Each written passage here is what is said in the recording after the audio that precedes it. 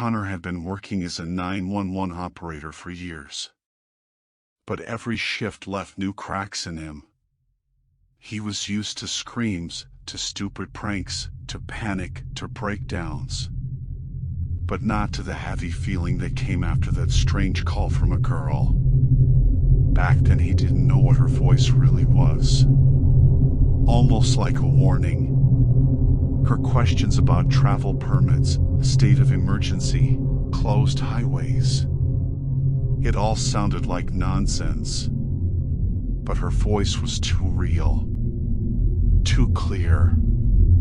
As if she had seen something no one else had seen yet. As if she was speaking from another version of the same city. A few days later, everything changed. The world split open. When the comet suddenly slowed down and it became clear it was a ship, the city slid into a quiet panic.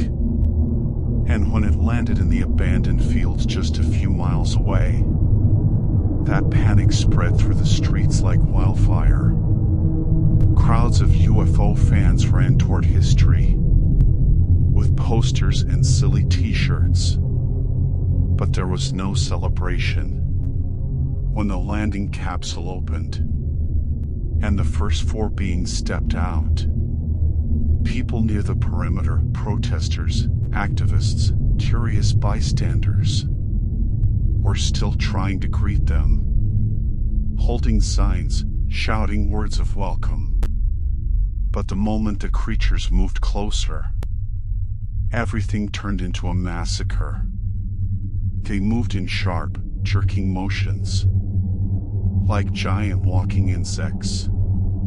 Tall, thin silhouettes, nearly 10 feet high, with 3 pairs of long jointed limbs, moving with terrifying flexibility. Their heads were narrow and triangular, like mantis masks, with large black compound eyes that seemed to swallow the light. When one activist tried to approach, the first alien flicked its upper limbs forward, and a pale blue flash burst out. No sound, just bodies falling instantly, as if someone had switched them off. The soldiers opened fire immediately. What happened next lasted less than 20 seconds. The towering figures rushed the line of troops, their limbs moving with a strange mix of fluidity and mechanical precision. Bullets pierced their outer shells only in certain spots. Other hits bounced off as if they were shielded by something unseen. But the concentrated fire was enough. One by one, the creatures collapsed, sprawling across the dusty field, like broken mannequins. Only after the fight, when their bodies were taken to laboratories, did scientists understand what the soldiers had actually killed. What everyone thought were suits turned out to be part of the creatures themselves. Beneath the chitin armor, a structure of living tissue and unknown metal was woven together.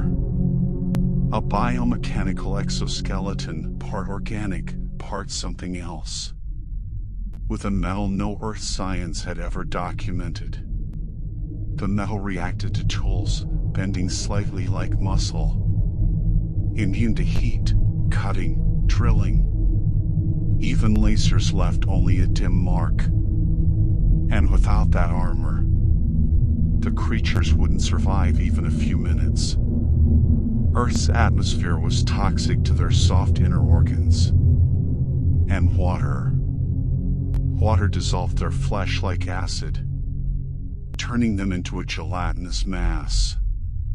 Their physiology was closer to advanced arthropods than to anything known to humanity. Creatures born from a different evolution. Millions of years shaping intelligent invertebrates. Why they came was unknown. Maybe a scouting mission before extracting resources. Sightings of similar discs had been reported around the world for decades. more of their ships entered the atmosphere, it became clear the battle on the field was only the prologue. Their weapons struck first. They didn't just kill people. They killed electronics. Everything. Smartphones, vehicles, jets, missile systems. A single hit turned any machine into dead metal. When the first electronic failures began, mostly near the combat zones, the 911 center kept working only because most of its network still relied on old analog lines, left over from early 2000s upgrades. Digital channels died one after another, but analog phones survived. The last thread connecting people to the outside world. That was the only reason operators like Connor could still take calls. As the city fell into chaos, the military switched to Cold War-era radios. Old trucks with no electronics were pulled out of storage.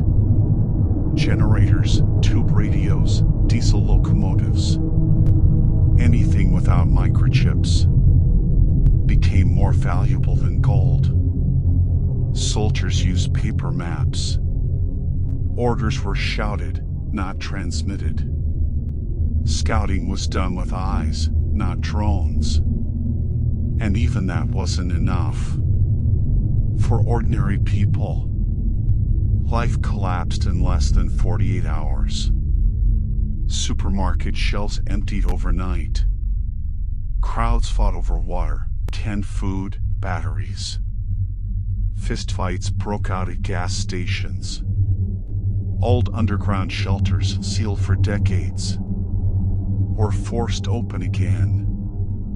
Families sat inside by candlelight, listening to distant explosions above. Parents tried to calm their kids, but they themselves jumped at every sound. Every thud, every creak, felt like footsteps of those towering things. The world was changing faster than the news could report it.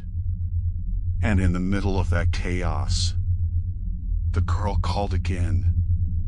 Her voice was thinner, shaking, like someone speaking in the dark, afraid of what might be standing behind her.